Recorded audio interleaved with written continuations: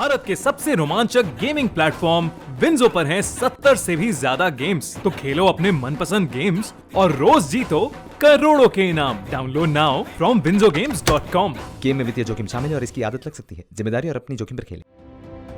बंगाल के चुनाव में बीजेपी हो या फिर टीएमसी, दोनों की ओर से ताकत पूरी लगाई गई है। दोनों ही पार्टियों को चाहिए जीत, और जीत तो तय सिर्फ जनता की ओर से ही हो सकता है।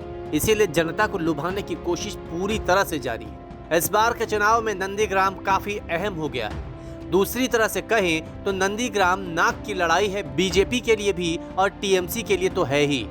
जिस नंदीग्राम से टीएमसी के शुवेंदु अधिकारी को साल 2016 में 81,000 वोट से जीत मिली थी, वही शुवेंदु अधिकारी अब बीजेपी के पाले में आ गए हैं। तो क्या मान लिया जाए कि बीजेपी के लिए नंदीग्राम आसान है और टीएमसी के लिए इस सीट को निकालना कठिन? बंगाल के सियासी घमासान के दूसरे चरण की वोटिंग के लिए चुनाव प्रचार का आज आखिरी दिन रहा, इसलिए बीजेपी और टीएमसी ने पूरा जोर लगाया। एक तरफ गृह मंत्री अमित शाह ने नंदीग्राम से बीजेपी उम्मीदवार शुवेंदु अधिकारी के लिए रोड शो कर रहे थे, तो दूसरी ओर ममता बनर्जी भी यहां भागा बेड़ा में व्हील चेयर पर बैठकर पदयात्रा की अगुवाई कर रही थी। बीजेपी के लिए अमित शाह ने पूरी ताकत इस सीट के लिए लगा रखी है। अपील जनता से की जा रही है कि नंदीग्राम से बीजेपी को जीत नहीं, प्रचंड जीत दिलाई जाए।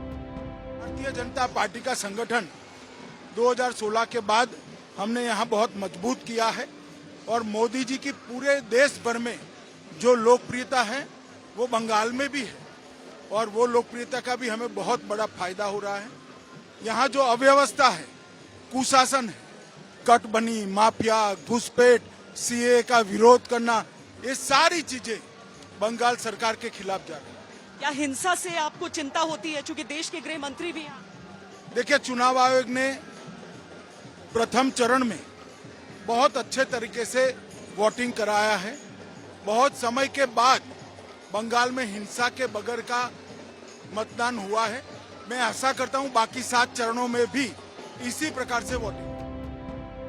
ममता बनर्जी को भी एहसास है कि 10 साल पहले जिस नंदीग्राम के भूमि आंदोलन ने दशकों के लेफ्ट शासन को उखाड़ फेंका और उन्हें सत्ता में लेकर आई, वही नंदीग्राम किसी बड़े उलटफेर की जमीन भी बन सकता है। लिहाजा 3 दिन तक नंदीग्राम में ही ममता ने डेरा डाला। उनकी चोट पर चाहे कितनी भी सियासी चोट क्यों ना की गई, फिर भी वो उसी चोट के साथ नंदीग्राम में रोड शो के लिए निकली। बीजेपी के दावों के बीच ममता ने भी नंदीग्राम में अपनी आवाज बुलंद की, और आवाज ही नहीं, पूरे हौसले को दिखाया। करीब 19 दिन के बाद चुनाव प्रचार के आखिरी दिन नंदीग्राम में ममता बनर्जी व्हील चेयर से खड़ी भी हो गई।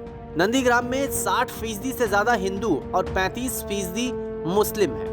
बीजेपी हिंदुओं की गोलाबंदी की कोशिश में है, तो वहीं प्रचार के आखिरी दिन ममता बनर्जी महिलाओं को साथ जोड़ने में जुटी रही। नंदीग्राम में ऐसे सारे दावे आजमाए जा रहे हैं क्योंकि यहाँ से ममता बनर्जी उम्मीदवार है, जिनकी हार या जीत सिर्फ उनकी नहीं, बंगाल की तकदीर भी बदल सकती है। नंदीग्राम से चुनाव लड़कर बीजेपी को चुनौती देने का फैसला ममता बनर्जी पर भारी पड़ेगा, या फिर इस आर पार की लड़ाई को जीत जाएंगे, ये 1 अप्रैल को नंदीग्राम की जनता तय करेगी। लेकिन प्रचार का शोर थमने से पहले शाह और ममता के बीच जुबानी जंग भी खूब हुई है। न्यूज़ तक ब्यूरो।